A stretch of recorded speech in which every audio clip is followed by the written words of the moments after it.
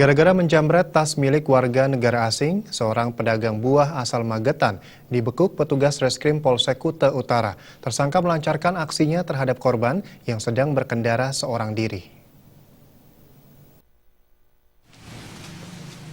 Nanang Haryono, pria berusia 28 tahun, harus mempertanggungjawabkan perbuatannya.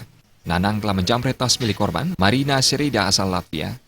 Saat itu tersangka melihat korban berkendara seorang diri di Jalan Tanah Barak, Desa Canggu, Kecamatan Kuta Utara, Badung.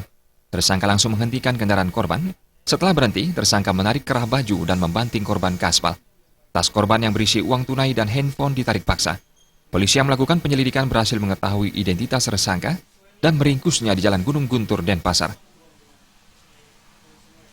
Motor korban yang saat itu memang sedang berjalan pelan. Jadi setelah berhenti, kemudian korban mencoba menarik paksa tas yang dimiliki korban, kemudian menarik badan korban dan mendorongnya sehingga korban mengalami lebam di sekitar tubuh dirinya. Menurut pengakuan tersangka, dirinya telah melakukan aksinya sebanyak 2 kali. Dirinya terpaksa menjamret karena himpitan ekonomi, mengingat usaha penjualan buahnya akhir-akhir ini kurang laku. Sebuah handphone dan selembar uang senilai 5 euro disita polisi sebagai barang bukti.